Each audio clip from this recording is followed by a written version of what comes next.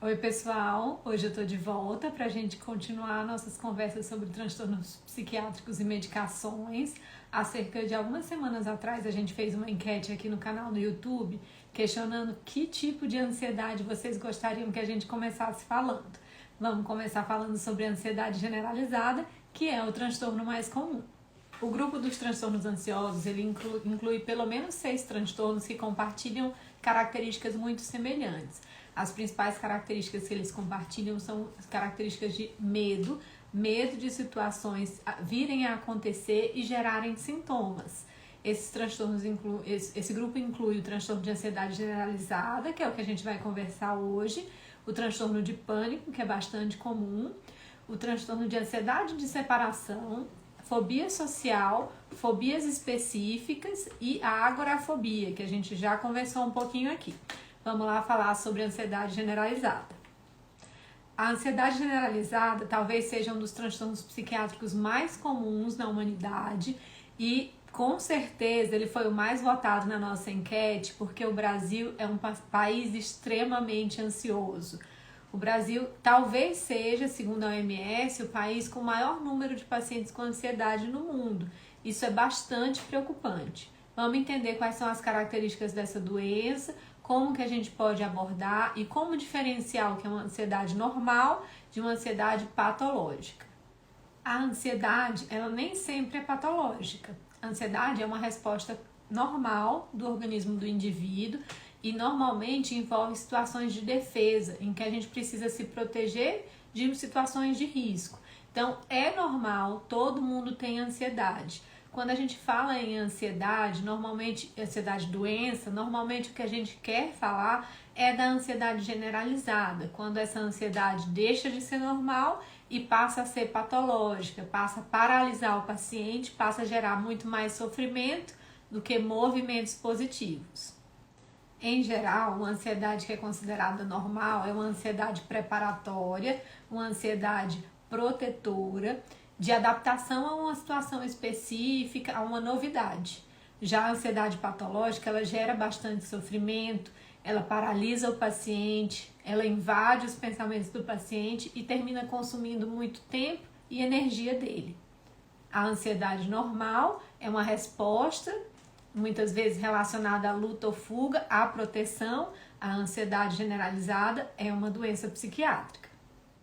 As principais características da ansiedade generalizada são uma preocupação excessiva, uma ansiedade com os mais diversos temas, e aí a gente pode incluir desde o trabalho, estudos, relacionamentos sociais e famílias, uma ansiedade, uma preocupação excessiva que o paciente tem dificuldade de controlar e que interfere nas atividades do dia a dia. Além disso, o paciente também pode apresentar sintomas físicos, como uma sensação de inquietação, pode apresentar irritabilidade, alterações de sono, tensão muscular, uma labilidade emocional ou instabilidade emocional, ter a sensação de que os nervos estão à flor da pele. Dificuldades de concentração também não são infrequentes. É comum o paciente se queixar de ter branco, de estar fazendo uma coisa e de repente esquecer o que eu vim fazer aqui, o que mesmo que eu estava planejando fazer. Normalmente isso acontece porque o paciente está preocupado com o motivo da ansiedade e não está focado no que está fazendo agora. Quais são os critérios diagnósticos que a gente precisa analisar, investigar no paciente para classificá-lo como portador de uma ansiedade generalizada? O manual que a gente mais usa para a classificação dos pacientes e dos transtornos é o DSM-5. Existe o CID também, mas a gente prefere na psiquiatria, a maioria dos médicos, usar o DSM-5. Segundo o DSM-5, a gente classifica um paciente como portador de ansiedade generalizada quando o paciente tem ansiedade, apreensão ou preocupação excessiva em vários domínios da vida, pelo menos mais de um, ou seja, não só no trabalho, mas no trabalho, na escola, com os familiares, que persiste na maioria dos dias e tem duração de pelo menos 6 meses. Esse paciente também precisa ter dificuldade para controlar esses sintomas e ele precisa ter pelo menos 3 dos seguintes sintomas: sensação de inquietação ou sensação de estar com os nervos à flor da pele, sensação de fadigabilidade, ou seja, cansar facilmente, irritabilidade, perturbações e alterações do sono, tensão muscular, o que não é infrequente via associado à dor muscular, e sensação de dificuldade de concentração ou sensação de branco. Isso é bastante comum. No caso dos adultos, a gente precisa ter pelo menos 3 desses sintomas associados. Para a criança, apenas um é considerado diagnóstico junto com o primeiro critério que eu falei anteriormente. É preciso que esses sintomas causem uma perturbação na vida do indivíduo e que eles não sejam causados ou prejudicados ou ocasionados por um outro transtorno, como o uso de substâncias, uso de estimulantes, uso de cafeína, que não é infrequente, e que não seja justificado por uma outra doença clínica, que pode acontecer, por exemplo, com o hipertireoidismo. Um ponto importante é que essa preocupação e esse medo excessivo, eles precisam ser desproporcional à situação que o indivíduo tem medo. Por exemplo, ter um medo exagerado de viajar, um medo exagerado de acontecer algum imprevisto durante a vida, algum problema durante a vida. Problema todo mundo vai ter, mas a gente não pode ficar paralisado e entrar em um sofrimento com uma coisa que a gente nem sabe se pode acontecer e que provavelmente não vai acontecer. Então, normalmente, os temas que mais envolvem essas preocupações são o trabalho, o rendimento, a saúde da família, o desempenho da família, como é que os filhos vão ficar, como é que eles vão se desenvolver. Esses são os principais temas que geram ansiedade generalizada e que são motivo da preocupação na ansiedade generalizada. Já nas crianças, elas normalmente se preocupam muito com o desempenho, em como é que elas vão se comportar e se desenvolver frente às outras crianças. Um paciente que tem uma ansiedade de longa data também pode acontecer do tema da preocupação excessiva mudar. Antigamente ele se preocupava muito com a saúde da família, hoje ele se preocupa muito mais com questões financeiras. Isso pode ser variável ao longo da vida. Mais uma vez, para a gente chamar a ansiedade de transtorno de ansiedade, a gente precisa que essas preocupações sejam excessivas e que elas interfiram no funcionamento normal do indivíduo. Preocupação todo mundo tem. Preocupação excessiva que interfere no funcionamento é classificado como transtorno.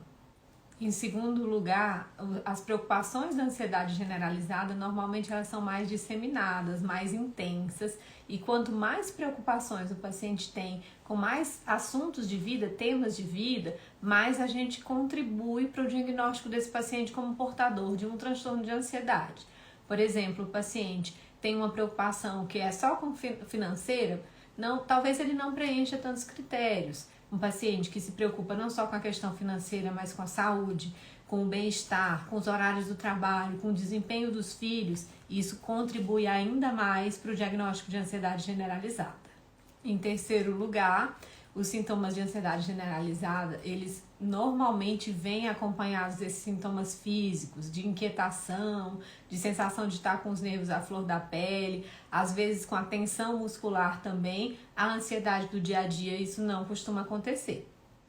Não é infrequente os pacientes com transtorno de ansiedade generalizada também terem sintomas físicos, como sensação de tremor, abalos, sensação de tensão muscular, irritabilidade. Alguns pacientes se queixam de dor física, dor de cabeça. A síndrome do intestino irritável também é frequentemente associada. E esses pacientes também podem apresentar sintomas como aceleração dos batimentos cardíacos, sensação de falta de ar. Isso é bastante frequente. É um transtorno bastante frequente. É estudado que cerca de 9% da população mundial vai desenvolver um quadro de transtorno de ansiedade generalizada em algum momento da vida. Isso é muito, e é um transtorno mais comum em mulheres. É estudado que é até 2 vezes mais frequente em mulheres do que em homens. É muito comum a gente receber no consultório os pacientes falando: doutora, eu sempre fui ansioso. A ansiedade em geral é uma doença crônica mesmo. Algumas vezes se intensifica ao longo da vida, algumas vezes alivia. É bastante frequente os pacientes serem sintomáticos por períodos bastante prolongados ou até pela vida toda.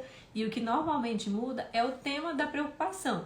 Normalmente na infância e na adolescência a preocupação é com a aparência, com o desempenho na frente dos amigos.